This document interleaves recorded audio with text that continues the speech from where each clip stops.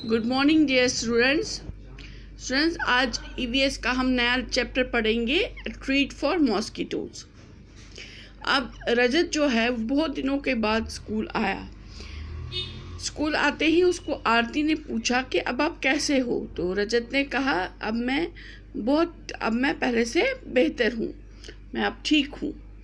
मिसबा ने कहा तो तुमने तो बहुत खेला होगा, तुम इतनी छुट्टियों पे घर पे थे तो तुमने तो बहुत खेला होगा।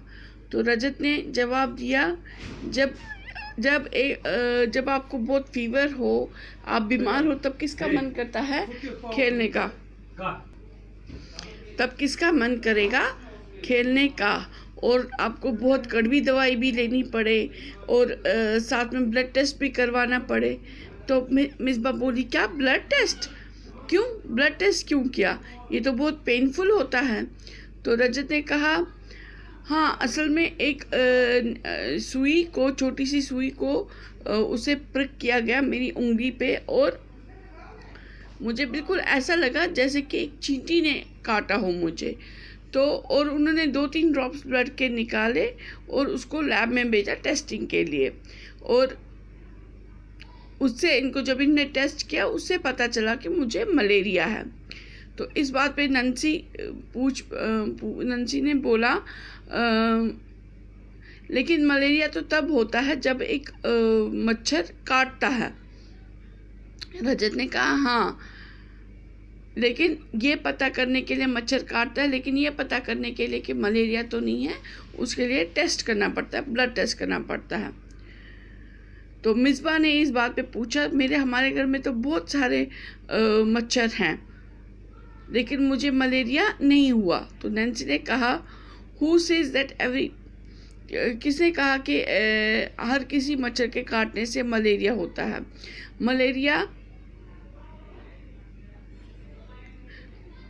मलेरिया उससे फैलता है जो कि डिजीज़ कैरिंग मॉस्किटोज जो होते हैं, जो ऐसा मच्छर जो ये बीमारी फैलाता है उसी मच्छर से होता है। यहाँ पर बच्चों मैं आपको एक बात कहूँगी, आपको पता है मलेरिया जो होता है ये पैरासाइट से होता है। मतलब मच्छर जो होता है, इनके लिए एक अलग किस्म की मच्छर की प्रजाति होती है, एनाफेले मच्छर। एनाफेले मच्छर की जो फीमेल होती है वो जब खून चूसती है उस टाइम ये पैरासाइट बॉडी में चले जाते हैं, ये मलेरिया के पैरासाइट, तो जिससे कि हमें मलेरिया होता है। तो हर किसी मच्छर से मलेरिया नहीं होता है। एनाफेली फीमेल मॉस्किटो जो होती है, जो फीमेल मच्छर होता है एनाफेले का, उसी से मलेरिया हो जाता है, उसके काटने से मलेरिया हो जाता है। तो उसके बाद अगर एक मलेरिया पेशेंट से मच्छर खून चूसे और वही मच्छर फिर किसी और स्वस्थ इंसान को, जो बिल्कुल ठीक ठाक इंसान हो, उसको काटे, तो उसको भी वो मलेरिया उससे हो सकता है। तो मच्छर से फैलता है, लेकिन मलेरिया किससे होता है? एनाफिलीज फीमेल मॉस्किटो के काटने से, क्योंकि उसी के पैरों में, उसी के खून में ये पैरासाइट होते हैं। तो आरती ने कहा, हर कोई मच्छर जो है वो एक ही दिखता है। रजत ने कहा, लेकिन उधर कुछ ना कुछ तो डिफरेंस होता होगा, कोई ना कोई डिफरेंस तो मच्छर में होता होगा। तो नैन्सी ने कहा, क्या वो ब्लड वहाँ से लेते हैं जहाँ पर मच्छर ने काटा हो? तो रजत ने कहा, नहीं, बिल्कुल भी नहीं। वहाँ से मुझे कैसे पता मच्छर ने मुझे कहाँ पर काटा और वहीं से वो ब्लड लेंगे? मच्छर ने काट लिया, थोड़ी इंसान को, हमें थोड़ी पता चलता मच्छर ने कहाँ कहाँ काटा है। और ऐसे वाले मच्छर तो बहुत सारे होते हैं, काटते हैं। तो लेकिन जो ये एनाफिलीज मच्छर होता है वो थोड़ी पता उसने पर्टिकुलरली कहाँ पर काटा, तो उसका काटना अलग थोड़ी होता है, सब मच्छरों की तरह उसका काटना भी होता है। तो नैन्सी ने कहा, तो उनको कैसे पता चला कि तुम्हें मलेरिया है? तुम्हारे खून से कैसे पता चला? क्या तुम्हें लगता है कि उन्होंने कुछ खून में देखा होगा?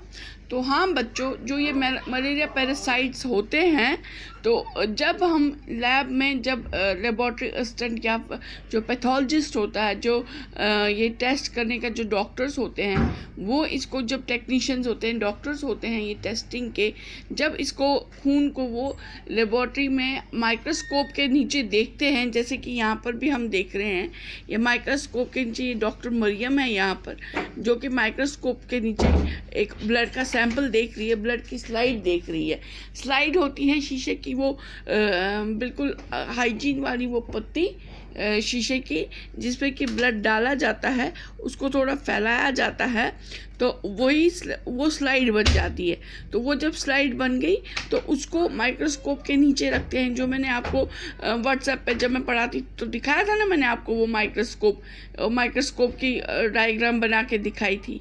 तो वो जो माइक्रोस्कोप है उसके नीचे ही क्या होता है, उसके नीचे ही ये ब्लड का सैंपल, जो ये ब्लड की स्लाइड है, उसको देखा जाता है उस पर, और उस पर जो ये पैरासाइट्स होते हैं, जो कुछ भी ब्लड में होता है, वो उस माइक्रोस्कोप के नीचे दिखते, क्योंकि माइक्रोस्कोप जो छोटी से, जो हम आंखों से चीज़ नहीं देख पाते, जो बिल्कुल छोटी होती है, बिल्कुल छोटी, जो आंखों से बिल्कुल भी ना देखी जाए, तो उसको माइक्रोस्कोप बड़ा करके दिखाता है। ठीक है, तो इससे हमें पता चल जाता है कि ब्लड में क्या चीज़ है। तो अब हमें यहाँ पर कुछ क्वेश्चन दिए हुए हैं। Do you know anyone who has had malaria? क्या आपको कोई पता है कि ऐसा जिसको मलेरिया हुआ था? हाँ, मुझे पता है। क्या आपको पता है ऐसा आपके गांव में कोई ना कोई ऐसा होगा जिसको कभी ना कभी मलेरिया हुआ होगा? How did they find out that they had malaria? उसके एक सिम्टम भी होता है, हम वो कह सकते हैं कि वो मलेरिया का हो सकता है। कंफर्म नहीं होता है उस सिम्टम से, उस जो कुछ लक्षण दिखाई देते हैं उससे ज़रूरी नहीं है मलेरिया हो, लेकिन वो एक लक्षण हो सकता है। वो लक्षण क्या है कि फीवर या तो सुबह चढ़ेगा या शाम को तेज़ फीवर चढ़ेगा, या सुबह शाम तेज़ फीवर आएगा, या दिन में तेज़ फीवर आएगा। ज़्यादातर सुबह शाम तेज़ फीवर आता है, उसके साथ सर्दी चढ़ जाती है, एकदम से कपकपी लग जाती है, तेज़ फीवर आता है, उल्टियाँ होती हैं, तो सर दर्द होता है। तो ये जो निशानियाँ होती हैं ना, ये निशानियाँ ज़्यादातर मलेरिया की होती है। तो जब मलेरिया से एकदम बहुत तेज़ बुखार आता है, 100 डिग्री 101 डिग्री से ज़्यादा ही होता है बुखार, तो जब ऐसा हो तब डॉक्टर के पास ले जाते हैं। डॉक्टर वहाँ पर मलेरिया का टेस्ट करता है, तो वहाँ पर फिर पता चल जाता है हाँ मलेरिया है। तो अब यहाँ पर सवाल है कि मलेरिया से क्या प्रॉब्लम्स हो सकती है। तो जो मैंने अभी आपको बताया कि सर्दी चढ़ती, कभी चढ़ती है, फिर बुखार आता है बहुत तेज़, उल्टियाँ हो सकती हैं, सर में दर्द होता है, तो ये मलेरिया की ही निशानियाँ हैं। What other disease can be caused by mosquito bites? तो मॉस्किटो बाइट से और क्या क्या डिजीज़ हो सकती है? तो मॉस्किटो बाइट से डेंगू, चिकनगुनिया भी हो सकता है। In which season is malaria more common? Why do you think this happens?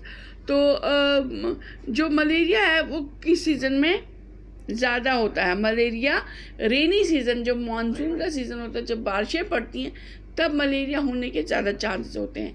इसकी वजह है कि जो बारिश जो इकट्ठा हो जाती है, या कोई किसी भी तरीके का पानी, ज़्यादातर बारिश का पानी खड्डों में या टूटे बर्तनों में जमा होता है, तो ये पानी होता है, इस पानी में जो मलेरिया और डेंगू के मच्छर होते हैं, वो इसी साफ पानी में ब्रीडिंग करते हैं। ब्रीडिंग मतलब अंडे देते हैं, उससे लार्वा निकलते हैं, तो उससे और मच्छर पैदा होते हैं। तो ये ज़्यादातर मलेरिया के मच्छर ज़्यादातर इन्हीं साफ पानी में ही होते हैं। तो उसी से, और मच्छर की पैदावार भी पानी से ही होती है। ठीक है, तो जो गंदा पानी हो, ठहरा हुआ पानी हो, उस पर भी मच्छर पनपते हैं, ब्रीडिंग करते हैं वहाँ पर, वो अंडे देते हैं पानी में, तो उससे लार्वा निकलते हैं, उसके बाद फिर मच्छर निकलते हैं, तो वो मच्छर फिर आगे और बीमारियाँ भी फैला सकते हैं। काटते हैं, ठीक है। और लेकिन जो ये डेंगू और मलेरिया के मच्छर होते हैं ज़्यादातर साफ पानी में ही पनपते हैं। तो इसलिए हमेशा हम कहते हैं कि अपने आसपास का जो एरिया है, हिस्सा है, उसको बिल्कुल साफ़ रखिए। बारिश के मौसम में कोई ऐसी चीज़ घर के बाहर मत रखें, कोई ऐसा टूटा हुआ बर्तन या कोई ऐसा ड्रम या कुछ भी टब वगैरह ऐसा ना रखें जिसमें पानी जमा हो और जिसमें फिर मच्छर अंडे दे सके, ठीक है। तो ये एक हमें साफ़ सफाई रखनी चाहिए, पानी को इकट्ठे नहीं होना देना चाहिए। अब ऐसे गड्ढे होते हैं जहाँ से पानी तो नहीं निकाल सकते, तो उधर क्या कर सकते हैं हम, उधर हम मिट्टी का तेल थोड़ा लेकर मिट्टी का तेल उसमें डाल सकते हैं। उससे फिर वो मच्छर नहीं पनपते हैं, वो अंडे नहीं दे पाते उस मिट्टी के तेल वाले पानी में। बाकी जहाँ पर भी अगर कूलर है, कूलर से पानी निकालना है, जैसे कि जम्मू में या बाहर के कश्मीर में तो कूलर वगैरह इस्तेमाल नहीं होता है, फ़ैन ही इस्तेमाल होता है। तो जैसे जम्मू में बहुत गर्मी पड़ती है, तो जम्मू में, दिल्ली में या बाकी स्टेट्स हैं ऐसे हमारे इंडिया के जहाँ पर कि बहुत गर्मी पड़ती है, जहाँ पर कूलर का इस्तेमाल होता है। तो कूलर के पानी में साफ पानी डलता है तो उसमें भी मच्छर पनपते हैं, ठीक है बच्चों। तो ये है कि हमें ये कैसे होता है। What do you do in your house to protect yourself from mosquitoes? Also find out from your friends about what they do. तो आप अपने घर में क्या करते हैं? आप अपने घर में सबसे पुराना जो तरीका है वो है मच्छरदानी लगाना। तो रात को जब हम सोते हैं तो मच्छरदानी लगा कर सोते हैं, अपने एरिया को साफ़ रखते हैं। कई बार गांव में क्या करते हैं, धुआं दे देते हैं घरों में, जैसे गोबर के उपले बनाकर उसको सुखाते हैं, उसका धुआं दे देते हैं, या घास वगैरह कुछ ऐसी जलाते हैं, कुछ मिक्स जलाते हैं जिसका धुआं दे देते हैं। नीम का होता है या कुछ ऐसे घास होती है जिसका धुआं देते हैं, या लकड़ी जलाते हैं उसका धुआं देते हैं, उससे भी मच्छर दूर रहते हैं, ठीक है।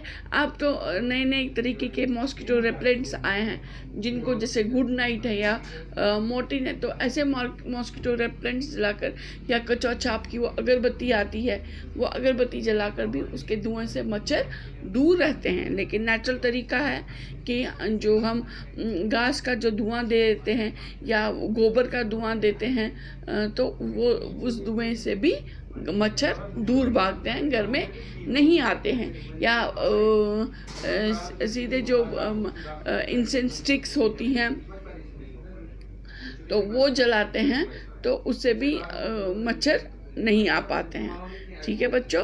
तो अपने दोस्त, आपके जो दोस्त हैं उनके घर में भी कुदरती बात है यही सब तरीके अपनाए, क्योंकि ज़्यादातर हर घर में यही तरीके अपनाए जाते हैं मच्छरों से बचने के लिए, ठीक है। ये हमने पढ़ा है। तो ये क्वेश्चन मैं आपको व्हाट्सएप पे डाल दूँगी, इनके रिटन आंसर्स मैं आपको व्हाट्सएप पे डाल दूँगी, तो ये आप अपने कॉपी पे कर लेना। तो ये आपको बस समझना है, आपको याद रखना है, तो आपके पास लिखा होना चाहिए, जब कभी आपको ज़रूरत पड़े तो तब ये आपको पता चले, ठीक है बच्चों। Okay bye, take care, stay home, stay safe.